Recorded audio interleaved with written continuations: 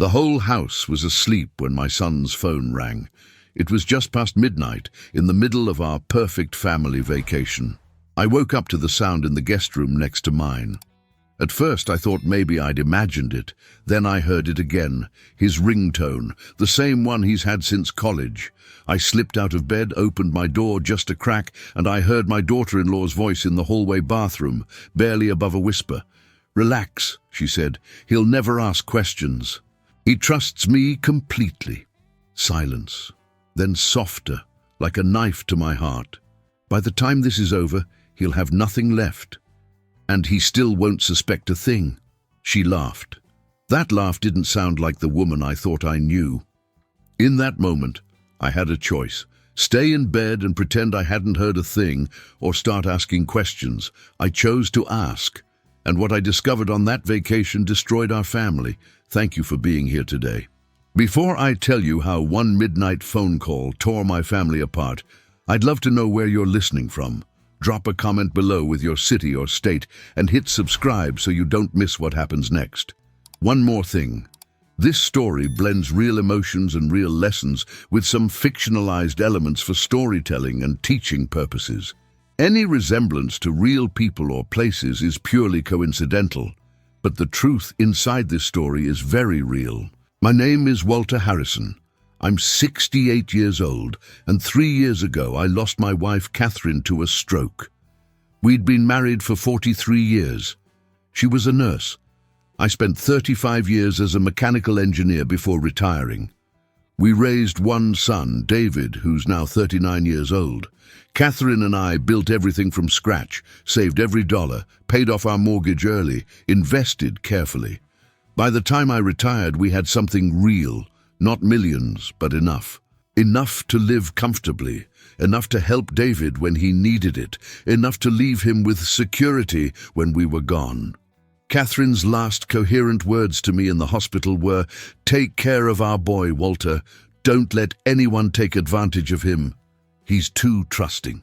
At the time, I thought she was talking about business partners or scammers. I didn't realize she was warning me about something much closer to home, something that would reveal itself on a family vacation 3 years later. David is a good man, works in commercial real estate, makes decent money, has a kind heart. Maybe too kind. After Catherine died, he was there for me constantly, called every day, visited twice a week, helped me sort through her things, handled paperwork I couldn't face, made sure I was eating properly. I could see the worry in his eyes every time he looked at me. His dad, alone in that big house, getting older, struggling with things Catherine used to handle. He wanted to help, and that's exactly what made him vulnerable. 4 years ago, David met Vanessa at a real estate conference. She was different from anyone he'd dated, polished, ambitious, sharp, worked in property management for a commercial firm. When he introduced her to me, she immediately started calling me Dad and talking about family values. She'd bring me meals, offer to help with appointments, organize my medication schedule. I was grateful. It felt good to have someone care after losing Catherine. They got married 2 years ago, and at first, everything seemed perfect. But about 6 months after the wedding, I started noticing small changes. Vanessa asking detailed questions about my finances, whether I had a will, whether David was listed on my accounts. She'd phrase it as concern. "Dad, you've worked so hard. You shouldn't have to worry about complicated financial stuff at your age." It sounded caring, reasonable. So when she offered to help David and me coordinate our finances for tax purposes, I didn't object. When she suggested David add her to some of his accounts for emergencies, he agreed without hesitation. Then the suggestions got bigger, consolidating David's investments, making joint decisions about our family's financial future. She'd use phrases like estate planning and asset protection with such confidence that David seemed impressed by how smart she was. He'd repeat her talking points to me. "Vanessa says we should think long-term, Dad. She's really good at this stuff." I wanted to believe that. I wanted to believe my son had found a partner who would help him build a secure future. But something Catherine had told me years ago kept echoing in my head. If someone talks more about your money than about your life together, pay attention.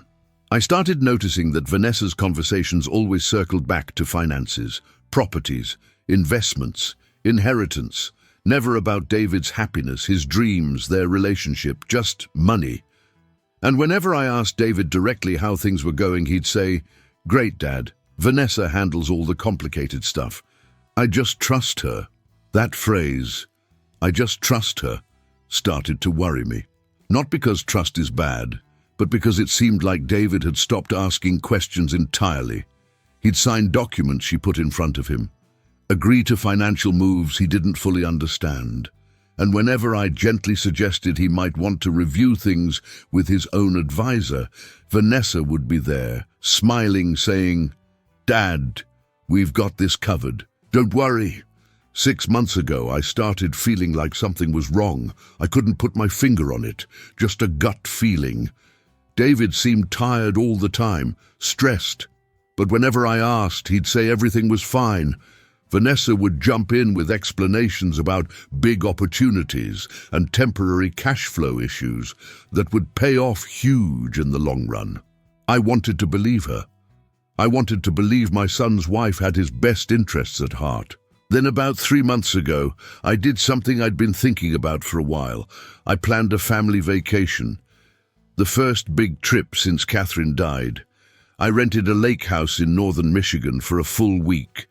Told David and Vanessa it was important to me, that I wanted 1 week where we could feel like a family again, where we could disconnect from work and stress and just be together. David was excited. Vanessa seemed enthusiastic too, though I noticed she asked several times if there would be good cell service and internet at the lake house. I paid for everything, the rental, the groceries, the activities. I wanted this to be my gift to them. A chance to reconnect, a chance to create new memories in a place Catherine and I used to take David when he was a boy. I told myself that maybe I was being paranoid. Maybe Vanessa really did care about David. Maybe my gut feeling was just grief and loneliness, making me suspicious of someone who was actually trying to help. The drive up to the lake house was pleasant. David drove, Vanessa navigated. I sat in the back watching the scenery change from city to forest. We talked about old memories, laughed about stories from David's childhood, made plans for fishing and hiking. For a few hours, it felt like everything was going to be okay. Like maybe this vacation would prove that my worries were unfounded. Like maybe we really could be a family again. We arrived at the lake house on a Sunday afternoon. Beautiful place, 3 bedrooms, big windows overlooking the water, a dock with a small boat surrounded by pine trees.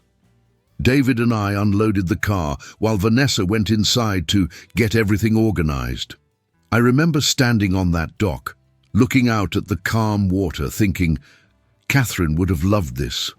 Maybe she's watching, maybe she knows we're trying to heal. I had no idea that in less than 72 hours, everything I thought I knew about my son's marriage would shatter.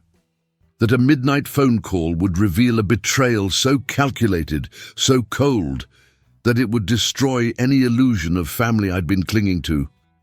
And that by the end of that week, I'd have to make a choice between keeping the peace and protecting my son from losing everything he'd worked for. The first 2 days at the lake house were almost perfect, almost.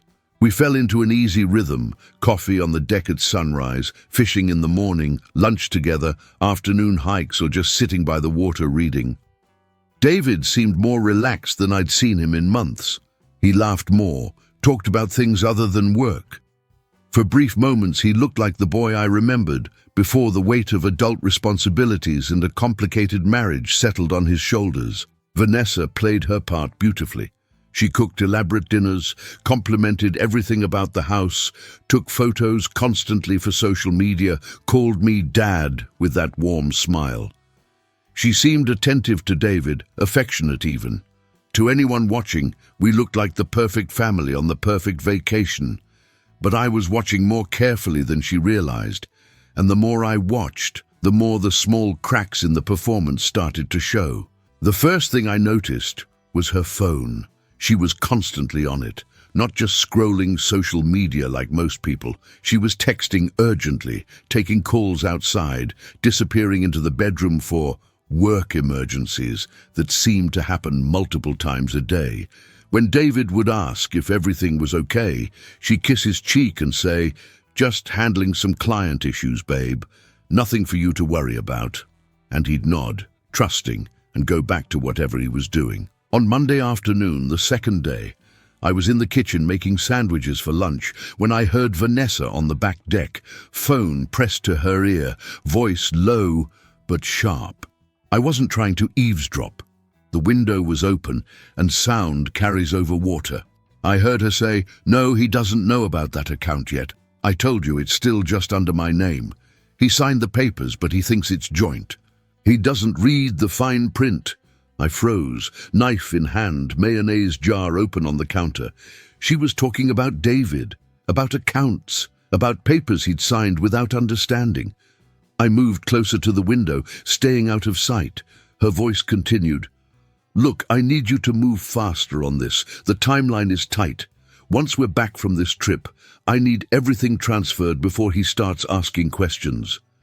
Then David's voice, from the living room. "Vanessa, you coming in? Lunch is almost ready."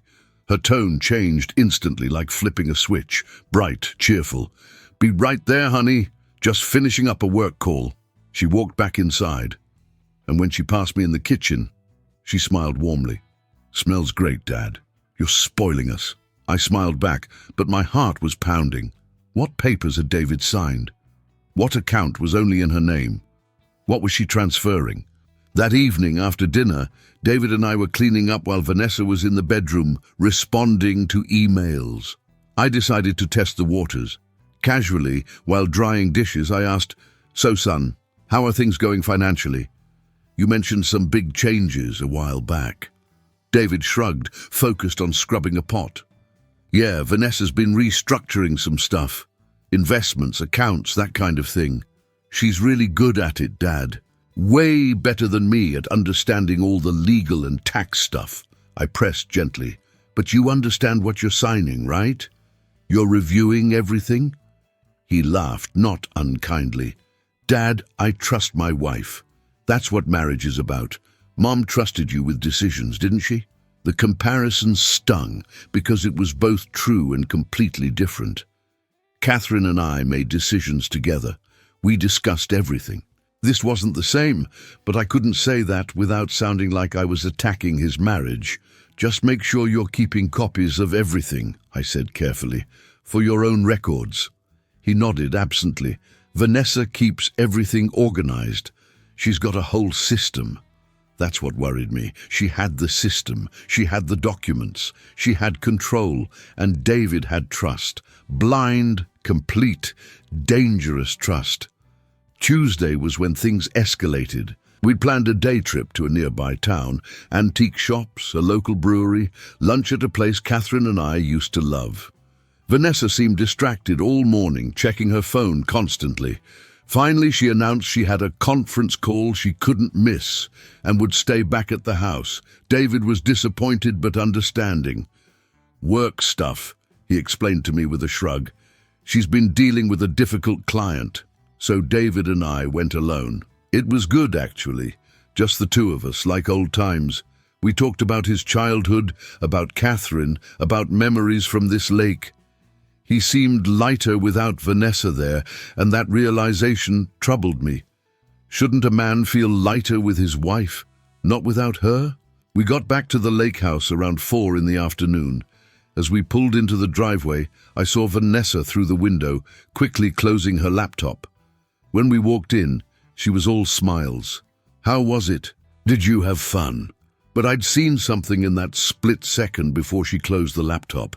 Documents, spreadsheets, and what looked like my name on one of them. Why would she have documents with my name on them? I didn't ask. Not yet. I was still trying to figure out what I was dealing with. That evening, after another pleasant dinner where Vanessa played the perfect daughter-in-law, I excused myself early. Said I was tired, needed to rest. I went to my room, but I didn't sleep. I lay there in the dark, listening. Around 10, I heard David and Vanessa go to their room, heard the murmur of conversation, then silence.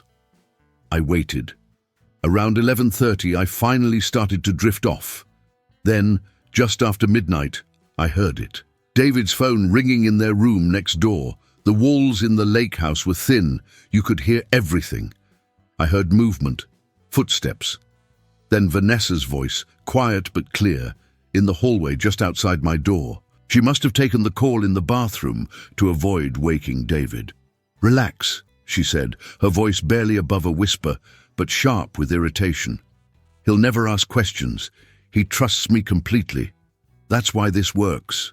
Silence, while whoever was on the other end spoke. Then, "By the time this is over, he'll have nothing left, and he still won't suspect a thing. I've been moving everything gradually. The house refinance goes through next week. He signed the papers before we left. Thought it was just a rate adjustment. Doesn't realize I'm the only name on the new deed." My blood went cold. The house.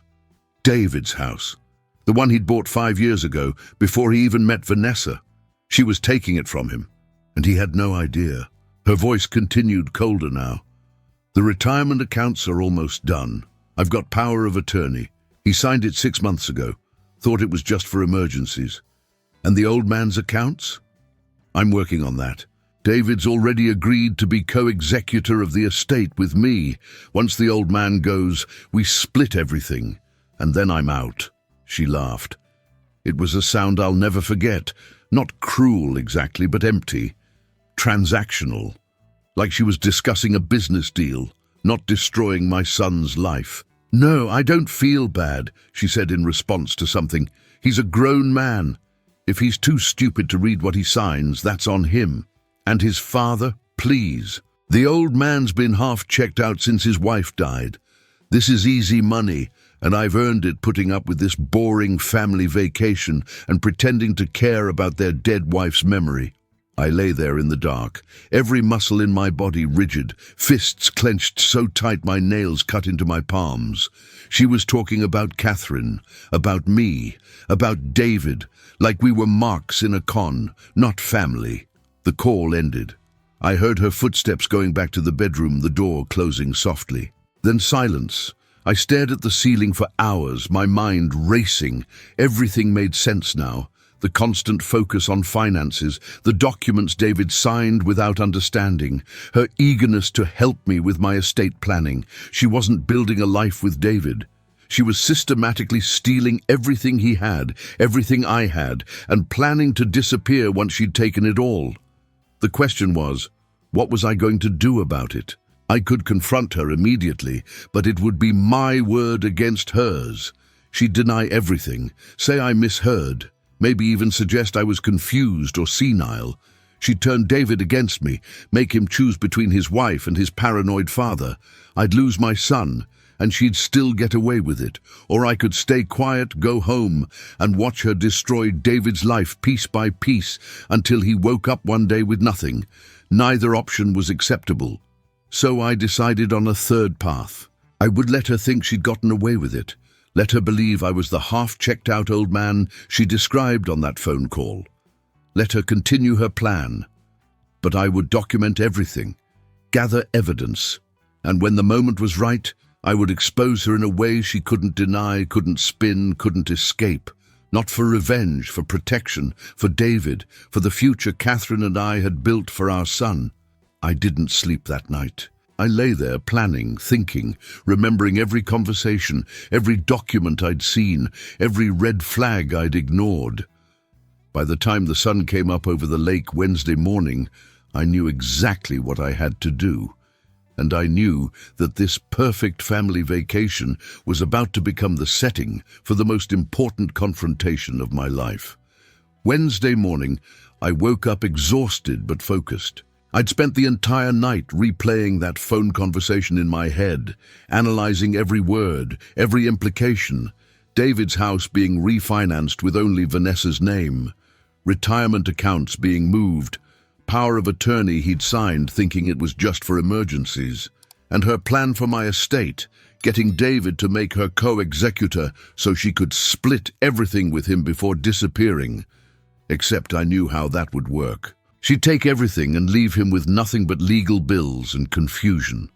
I got up, made coffee, and sat on the deck watching the sunrise over the lake. The water was perfectly still, mirror-smooth, reflecting the pink and orange sky. Catherine and I used to sit here 30 years ago, David playing on the dock, and talk about our dreams for his future.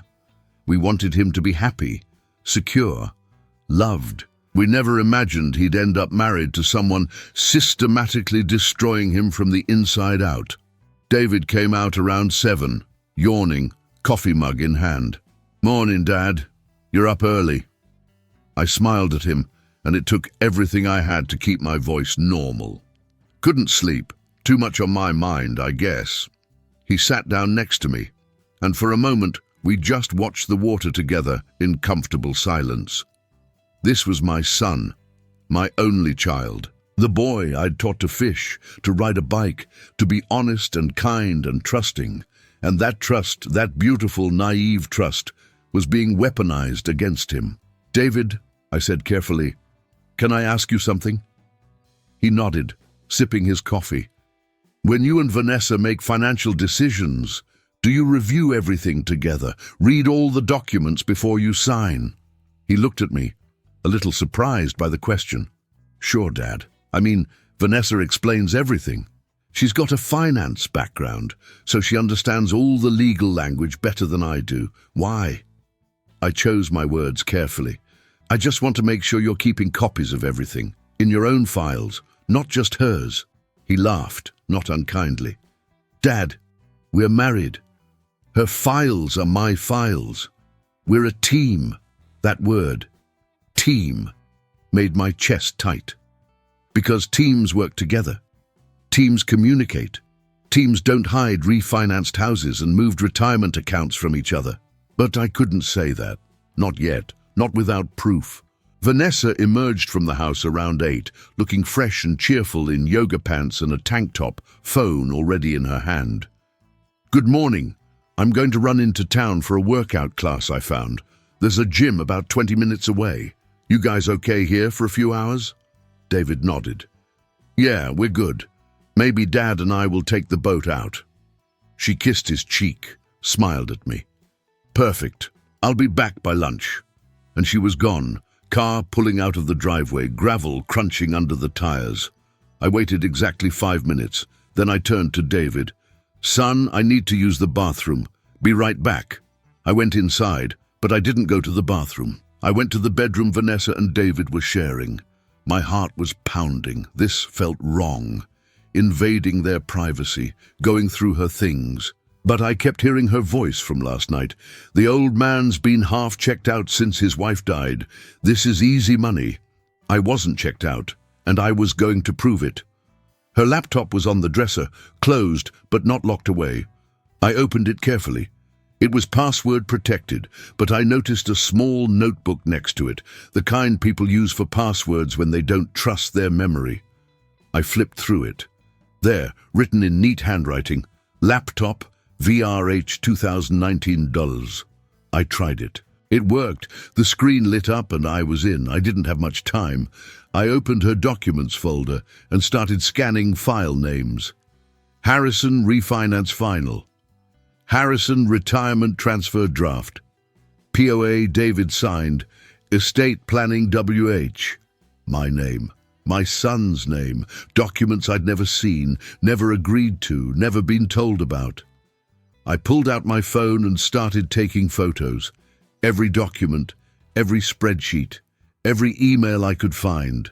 One email chain made my blood boil. It was between Vanessa and someone named Marcus Chen, dated 2 weeks before this vacation. Vanessa had written, "Timeline update, house refinance complete by end of month. His name comes off deed, mine goes on. He signed everything, thinks it's just a rate reduction.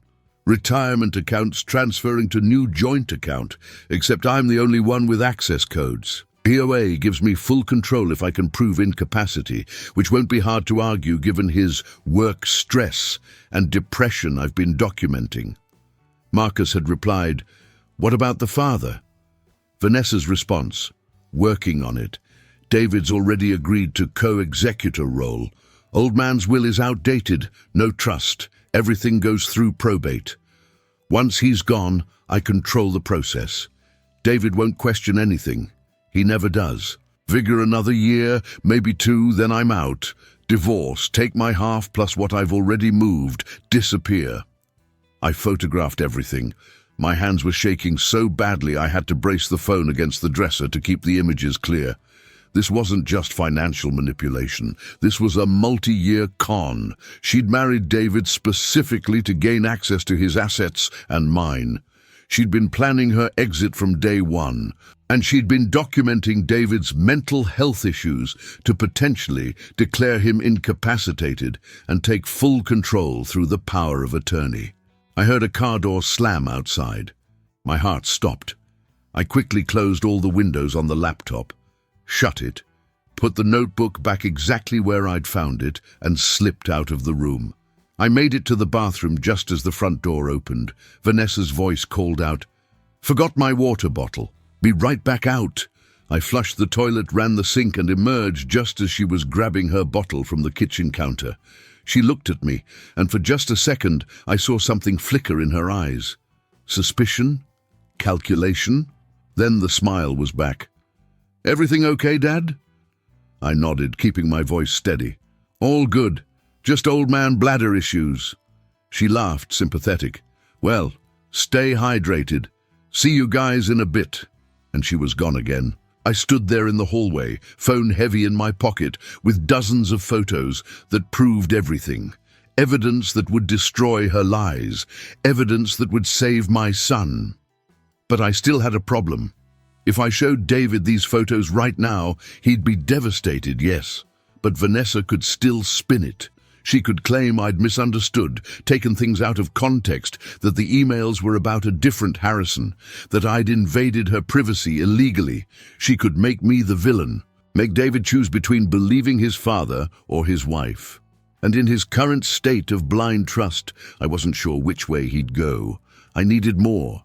I needed her to expose herself in a way that couldn't be denied, in front of witnesses, in a moment where her mask would slip completely and David would see the truth with his own eyes, hear it with his own ears. I needed to create a situation where she'd reveal herself, thinking she was safe, thinking she'd won. That's when the plan formed. We had 4 more days at this lake house, 4 more days of this perfect family vacation. I would play along, be the half-checked-out old man she thought I was, let her think her plan was working.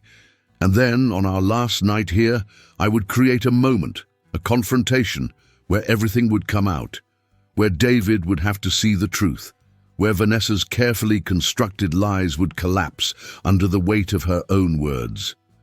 It was risky. It was painful. It meant spending 4 more days watching her manipulate my son, smile at me, pretend to be family.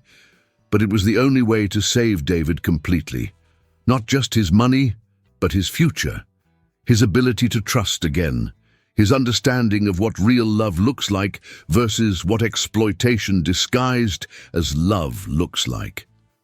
I went back out to the deck where David was waiting. "Ready to take that boat out?" he asked. I smiled at my son, this good man who deserved so much better than what he'd gotten. "Absolutely, let's go fishing."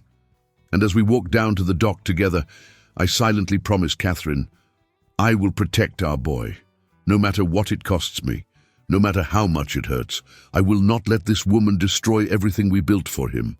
Saturday night, our last evening at the lake house. I'd spent 4 days playing the role of the oblivious old man while gathering every piece of evidence I could. I'd photographed documents when Vanessa left her laptop unattended. I'd recorded conversations on my phone when she took her business calls outside. I had emails, spreadsheets, text messages to this Marcus Chen person discussing timelines for asset extraction and exit strategy. I had everything I needed. Now I just needed the right moment. Dinner that night was special. David had grilled steaks, Vanessa made her famous potato salad, and I'd bought a nice bottle of wine in town. We ate on the deck as the sun set over the lake, and for anyone watching, we looked like the perfect family. Vanessa was particularly animated, talking about how wonderful the week had been, how we should make this an annual tradition. David agreed enthusiastically. I just smiled and nodded, waiting. After dinner, as we cleared the table, I said casually, "Before we pack up tomorrow, I'd like to talk to both of you about something important, estate planning stuff. Nothing bad, just want to make sure everything's in order." Vanessa's eyes lit up. She thought this was it. The moment I'd ask her to help organize my affairs. "Of course, Dad," she said warmly. "We're here for you. Whatever you need." We settled in the living room. David on the couch, Vanessa next to him, me in the armchair across from them. I had my phone in my pocket, photos ready. I'd also set up my tablet on the bookshelf behind them, recording everything. Legal in Michigan, one-party consent. I took a breath and began. "I want to talk about some documents David signed recently," I said, looking at my son. "The house refinance, for example." David looked confused. "What about it?" "Vanessa handled that. Just a rate reduction, right?" He turned to his wife. Vanessa's smile didn't waver. "That's right, we got a much better rate. Saved us almost $200 a month." I pulled out my phone and opened one of the photos I'd taken. "That's interesting because, according to the documents I found, the refinance removed David's name from the deed entirely. The house is now solely in your name, Vanessa." The room went silent. David's face went pale. "What?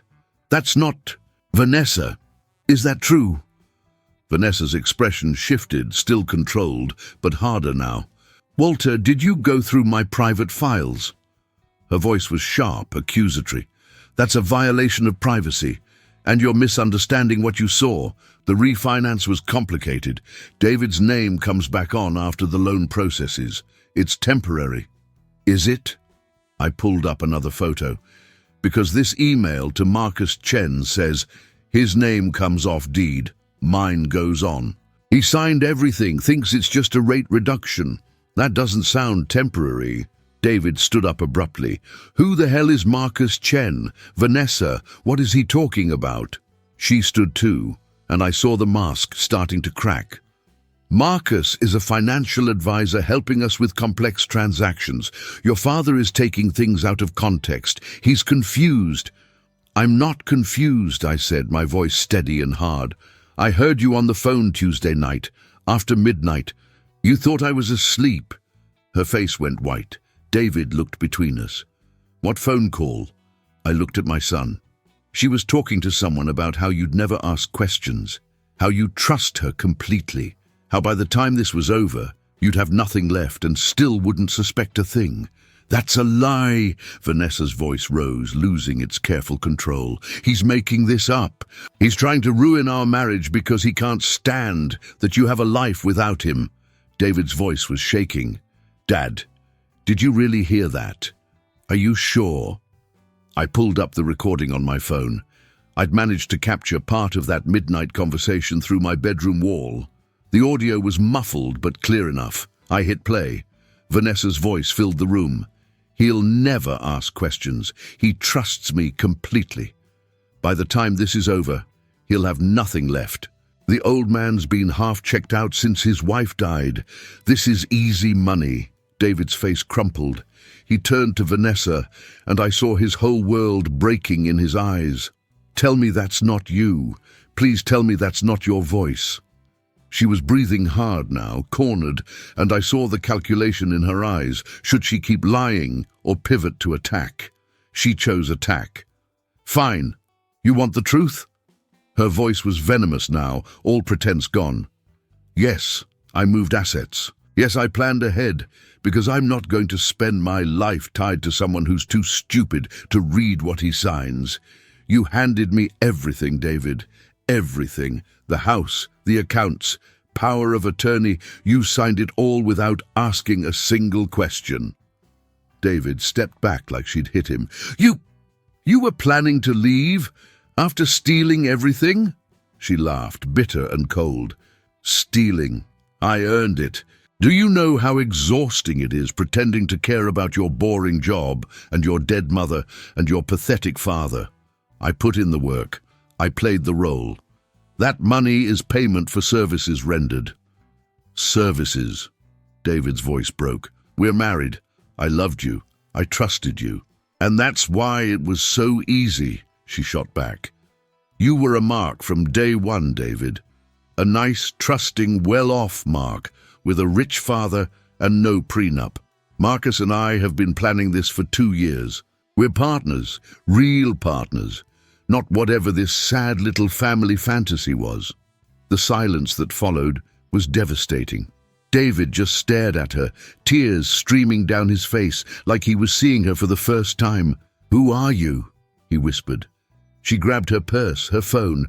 "I'm someone who's smarter than you. And you know what? You can't prove any of this. Those documents are legal. You signed them. Your father's recordings? Inadmissible. He invaded my privacy." I stood up. "Actually, Michigan is a one-party consent state. My recordings are perfectly legal, and I've already sent copies of everything to David's attorney. Every email, every document, every conversation. You're not walking away with anything except a fraud investigation." Her face went from rage to fear in an instant. She looked at David one last time. "You'll regret this. Both of you." Then she grabbed her keys and walked out. The door slammed. We heard her car start, gravel spraying as she tore out of the driveway. David collapsed onto the couch, head in his hands, sobbing. I sat next to him and put my arm around his shoulders. "I'm sorry, son. I'm so sorry." He cried for a long time. When he finally spoke, his voice was raw. "How did I not see it? How was I so blind?" "Because you loved her," I said quietly. "Because you're a good man who trusts people. She used that against you. That's not your fault." He looked at me with devastated eyes. "Did I lose everything? The house, the accounts, all of it?" I shook my head. "No. Because we caught it in time. We'll fight the fraudulent documents. We'll reverse what we can. It won't be easy, but you won't lose everything. You'll survive this." He leaned against me, and I held my son like I did when he was small and the world hurt him. Outside, the lake was dark and quiet. Inside, our family was broken. But we were still here, still together, and that meant we could heal. We left the lake house early Sunday morning. The drive home was quiet. Not the comfortable silence of the trip up, but the heavy, exhausted quiet of people who've been through battle. David stared out the window most of the way. I drove, occasionally glancing at him, wanting to say something comforting, but knowing that sometimes silence is the only honest response to devastation. When we got back to town, David stayed at my house. He couldn't face going back to the house that was no longer legally his, the house where he'd built a life with someone who'd been dismantling it from the inside. That first week was hard. He barely ate, barely spoke. I'd find him at 2 a.m, sitting in the kitchen, just staring at nothing, trying to process how completely he'd been fooled. On Monday, we met with David's attorney, Michael Brennan. I brought everything. The photos, the recordings, the emails, the documents. Michael spread them across his conference table and studied them for nearly an hour. Finally, he looked up at David and said, "This is one of the most calculated cases of financial fraud I've seen in 20 years of practice, but the good news is we can fight this." Over the next 3 months, we fought. We filed motions to reverse the fraudulent refinance, arguing that David had signed under false pretenses without full disclosure. We challenged the power of attorney as obtained through misrepresentation. We froze the accounts Vanessa had tried to transfer. It wasn't easy. She hired an aggressive attorney who tried to paint David as a willing participant who'd simply changed his mind. But the evidence was overwhelming. Her own emails convicted her. The recordings where she mocked David's trust, called him a mark, discussed her exit strategy with Marcus Chen. Those were devastating in court. The judge, a woman in her 60s who'd seen plenty of financial exploitation cases, looked at Vanessa with open disgust when those recordings played. "Mrs. Harrison," she said coldly, "you systematically defrauded your husband while exploiting his trust and affection. This court finds clear evidence of fraud, misrepresentation, and financial abuse." The house went back to David's name. The retirement accounts were restored. The power of attorney was voided. Vanessa was ordered to return every dollar she'd moved and was banned from any contact with David or access to his finances. She was also under investigation for fraud. Marcus Chen, it turned out, had a history of these schemes, and Vanessa had been his partner in at least 2 other similar cons. David filed for divorce immediately. It was finalized in 4 months. Vanessa didn't contest it. Her attorney advised her that fighting would only expose her to more criminal liability. She moved out of state. I heard through mutual acquaintances that she and Marcus had split up, probably because there was no more money to steal. I hoped she'd learned something, but I doubted it. People like that rarely do. The hardest part wasn't the legal battle. It was watching David rebuild his sense of trust. He blamed himself constantly. "How could I be so stupid?" he'd ask. "How did I not see it?" I'd remind him, "You weren't stupid. You were trusting. Those are different things." She was a professional con artist. This is what she does. Slowly, over months, he started to heal. He went to therapy. He reconnected with old friends he'd lost touch with during the marriage. He started reading again, hiking again, laughing again. One Sunday, about 6 months after that vacation, we were having breakfast together, and he said, "Dad, thank you for not ignoring what you heard, for protecting me even when I didn't know I needed protecting." I reached across the table and squeezed his hand. "That's what fathers do, son. We stand watch, even when our kids are grown, even when they don't think they need us anymore." He smiled, and for the first time in months it reached his eyes. "Mum would be proud of you, you know, for being strong enough to do the hard thing." I thought about Catherine, about her last words. "Take care of our boy. Don't let anyone take advantage of him." I'd kept that promise. It had cost us a peaceful vacation and a lot of pain, but I'd kept it, and somehow I believed she knew. Looking back now, I wish I'd been wrong. I wish that midnight phone call had been nothing. I wish Vanessa had really loved my son, and I'd just been a paranoid old man seeing threats where none existed. But wishing doesn't change truth. And the truth is, if I had rolled over that night, pulled the blanket over my head, and ignored what I heard, David would have lost everything. His house, his savings, his future. He would have woken up one day, alone and broke, wondering how it all happened. Instead, God used one whispered sentence, "He'll never ask questions," to shake me awake, to give me the courage to ask the questions my son was too trusting to ask for himself. Catherine used to say, "Love without wisdom is just sentiment. Real love protects." She was right. Sometimes the most loving thing you can do is expose a lie, even when the truth destroys what you thought you had. Proverbs 27:12 says, "The prudent see danger and take refuge, but the simple keep going and pay the penalty." I saw the danger. I didn't ignore it, and because of that, my son didn't pay the ultimate penalty for his trust. Was it painful? Absolutely. Did it destroy our family vacation? Yes, but it saved David's life, and sometimes that's what real love looks like. Not comfortable, not easy, but willing to stand in the gap when the people you love can't see the danger coming for them. If this story touched you, hit that subscribe button and give this video a like so more people can hear it. Share it with someone who might be ignoring their own midnight warning signs. And I want to hear from you. Have you ever felt that something was wrong in your family, but everyone told you to just let it go? Did you speak up, or did you stay silent? Your story might be the encouragement someone else needs today. Drop a comment below. These family betrayal stories aren't just drama. They're warnings, reminders, and sometimes they're second chances that come just in time.